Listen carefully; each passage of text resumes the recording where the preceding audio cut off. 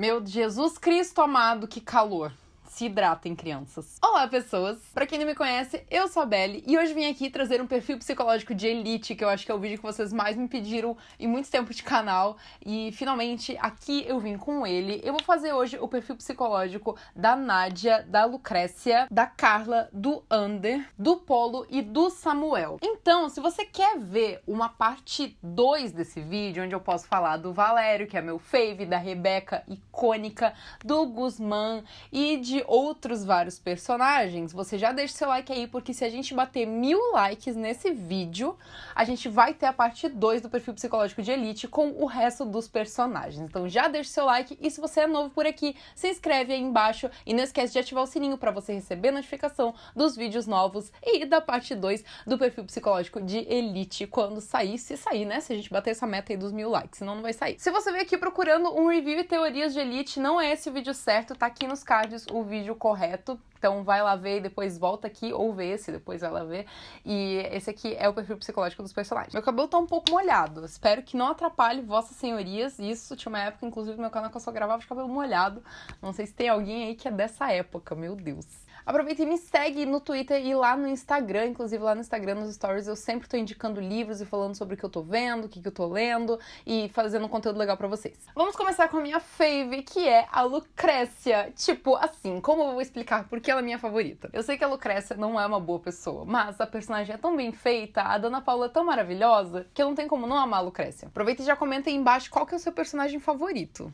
Quero muito saber. A Lucrécia sempre quer ser a melhor em tudo e ela é capaz de fazer qualquer coisa que precisar pra ela conseguir isso. Por exemplo, quando ela vê a Nádia como uma competidora à altura dela na escola, ela já vai correndo pra direção contar sobre o hijab pra eles darem um jeito aí da Nádia parar de usar o hijab, pra desestabilizar a Nádia. E isso acaba também mostrando um lado misógino dela. Ela é uma personagem divertida e animada, só que a ambição dela acaba falando mais alto. Ela é bem mimada e ela não sabe lidar com rejeição. Na primeira temporada a gente teve praticamente uma vilã estereotipada, ela era quase como uma Regina George, todo mundo tinha que estar aos pés dela, ela fazia o que queria e ela tinha vários seguidores pela escola. A segunda temporada trouxe uma personagem mais interessante e mais bem construída. Nós temos a permanente devoção dela pelo Guzmán e muito se deve ao fato dele não estar mais afim dela e o ego dela não permite ela largar do Guzmán, por mais que ela também não esteja mais assim o até porque ela ama o Valério, né, que é o irmão dela, mas ela quer ficar com o Guzmán porque ela não quer ser rejeitada. A questão do relacionamento dela com o Valério também traz outra profundidade pra personagem. Ela se vê apaixonada pelo irmão dela há anos e ela não sabe bem como lidar com isso.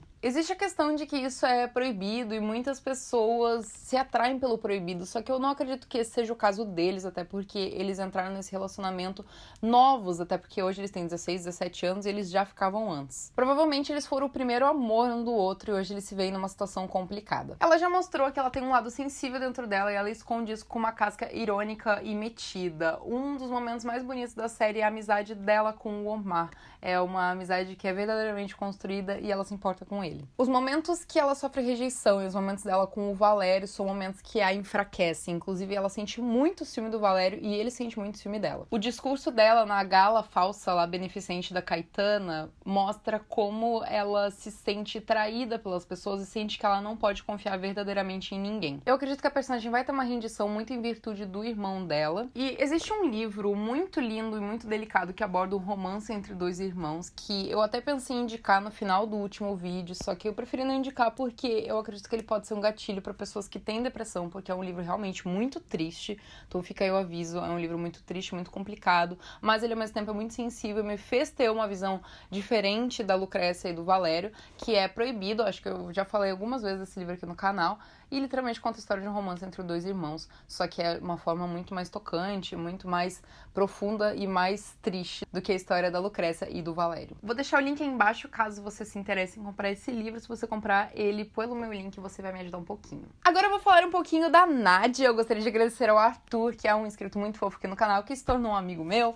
que ele me ajudou aí a fazer o perfil psicológico dela, porque eu tava aí um pouco travado na minha visão e concepção da personagem. Então fica aí o meu agradecimento, Arthur. A Nádia é uma bolsista extremamente dedicada e ela se vê dividida entre a ambição das suas conquistas pessoais e a identidade que ela já tem. Vindo de uma família extremamente religiosa que nutria altas expectativas sobre o seu futuro, ela tá sempre vivendo aí um conflito interno. Ela quer ser uma pessoa mais mente aberta, mas mesmo assim ela se vê impactada com muitas situações, como por exemplo aí o relacionamento do Valério com a Lucrécia. Não que isso seja normal, mas ela inclusive deixou de ser amiga do Valério por causa disso. Me incomoda um pouco ela oscilar tanto em querer e não querer, só que como ela vem de uma família extremamente conservadora, eu entendo essa psique da personagem de hesitar tanto em se jogar numa relação com o Guzmán, porque a família é realmente muito importante pra ela. Eu tava lendo opiniões de pessoas de família muçulmana e todas elas se identificaram muito com a Nádia, pelo dilema que ela vive, por não querer decepcionar a família, por mais que ela tenha muita vontade de ter algo de fato com o Guzmán, de se jogar nisso, e de querer ser mais livre também. E ela encontra no Guzmán algo que ela de fato não esperava, porque inicialmente o contato deles havia sido por causa de meio que uma aposta aí entre o Guzmán e a Lu, e tinha sido algo arquitetado pela Lu. A Nádia é sensível, forte e tenta ao máximo possível ser bem autêntica. A gente viu fisicamente na segunda temporada uma transformaçãozinha aí na Nádia, porque ela usa bem menos o hijab, o cabelo dela fica com uma finalização de cachos muito linda, e ela tá aí se mostrando bem mais solta e extrovertida do que ela tava na primeira temporada, que ela tava o tempo todo ou de hijab ou com o cabelo preso numa trança. Gostei muito de ver a Nádia nessa temporada, inclusive as escapadinhas dela pra ir pra balada. Gente, parada técnica pra tomar água, pelo amor de Deus. Não sei nem quantos graus tá, deve ter uns 40 de sensação térmica. Assim. Bom, vamos falar do Polo agora, que é um personagem aí com várias camadas diferentes. Ele se tornou bem mais vertical na segunda temporada, por mais que na primeira ele já tava aí com as mãos bem sujas de sangue, literalmente, né? Ele não teve tanto destaque no início da primeira temporada. Mas, como a gente sabe, inicialmente o Polo é tido como o melhor amigo aí do Guzmán e do Ander. E ele namorava a Carla desde os 12 anos de idade. Ele é bissexual e isso começou a ser explorado no momento que ele ficou de voyeur aí de uma relação entre o Christian e a Carla, que, coitado do Christian, né, foi seduzido aí pra esse relacionamento só pra dar uma apimentada aí na relação dos dois, só que acabou que o próprio Polo teve um envolvimento com o Christian em determinado momento, apesar dele não aceitar tanto assim a presença do Christian, do Christian Grey, do Christian no casal.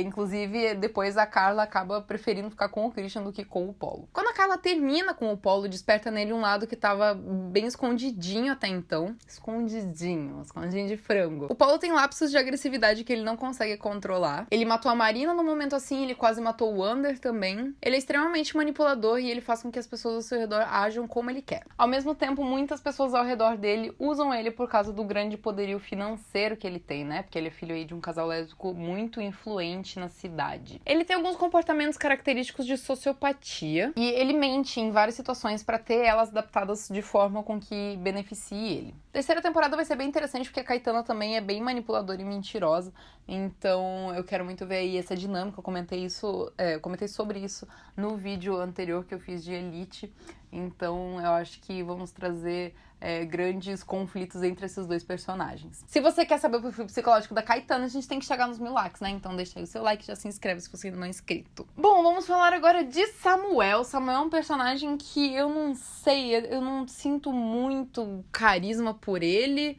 Acho o ator bom, mas eu não acho que o personagem me incomoda um pouco. Ele faz aquele estilo nice guy, sabe? Que é o cara que acha que se a menina tivesse ficado com ele, teria ficado tudo bem. Por exemplo, o caso da Marina, né? Se a Marina tivesse ficado com ele, não com o Nano, ela estaria viva, estaria tudo bem, ele é o cara perfeito e não tem problema nenhum.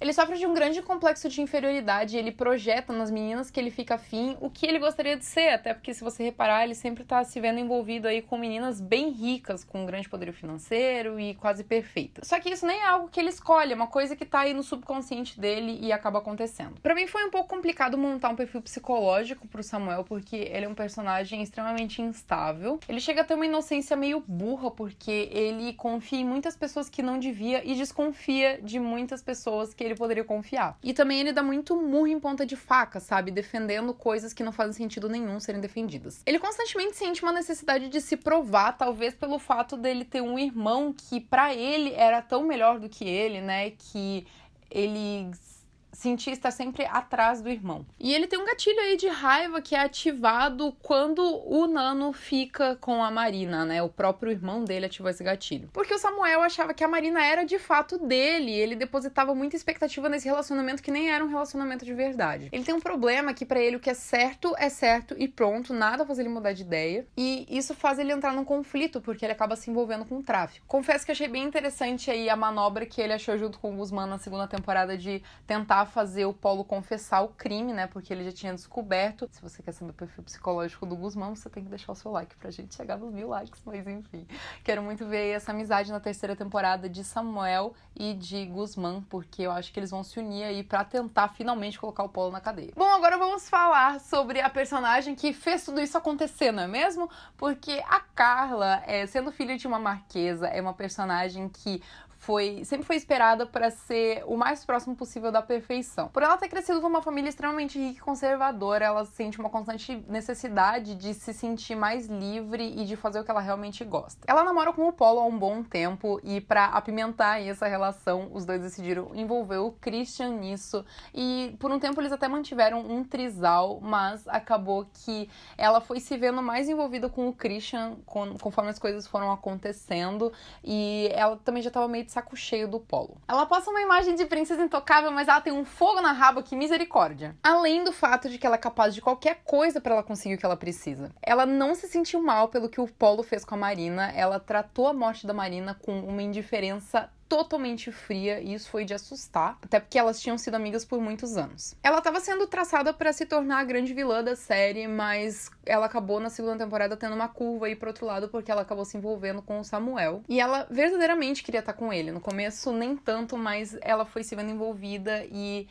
encantada pelas coisas que ele tinha, pela simplicidade e pelo universo dele, que era tão distante do dela. Mas, ao mesmo tempo, ela manipula o Polo pra ele se entregar, pra tirar o nome dela da reta e também pra ajudar o Samuel. A Carla e o Samuel tiveram uma trama no estilo Dama e Vagabundo, onde a garota rica se apaixona pela simplicidade do cara. Ai, meu Deus. Ela é uma personagem bem manipuladora e ela faz o estilo da vilã que come quieta. Ela quase surtou quando o Samuel desapareceu e a personagem guarda muitos segredos. A trama da terceira temporada provavelmente vai girar em torno aí do Polo tentando transformar ela numa mentirosa. Gente, socorro, talvez o posicionamento da câmera esteja um pouquinho diferente do que estava agora nos últimos perfis psicológicos, mas é porque tive um pequeno problema técnico.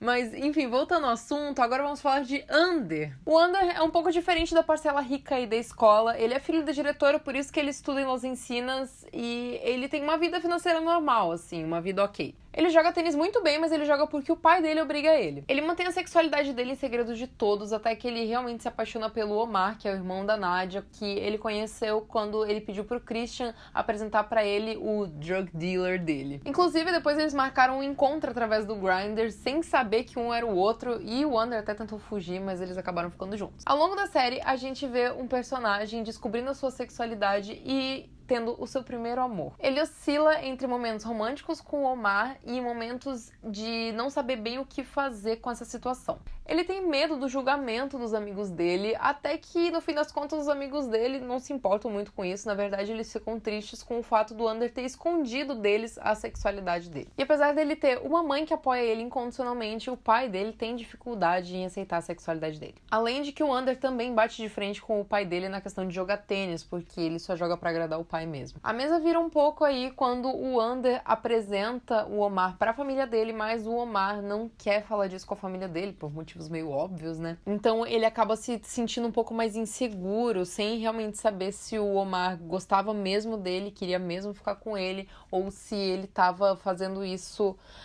ou se ele tava escondendo o Ander. Eu gosto muito do Ander. Ele adiciona um drama interessante e complexo a uma trama paralela dos acontecimentos principais da série. Porque ele não tá diretamente envolvido com o crime principal, né? Então o Ander é um dos personagens que eu mais gosto. E eu acho que, além dele ser muito calmo e transmitir uma segurança pros outros personagens, ele é um personagem que tem bastante verticalidade aí de sentimentos. Bom, gente, é isso. Manda aí pros amigos pra ajudar a bater essa meta dos 1000 likes pra gente ter a parte 2 do perfil psicológico de Elite. Tivemos indicação de livro, tivemos um vídeo aí completo, um vídeo da Belle passando calor, porque, meu Jesus Cristo, tá difícil.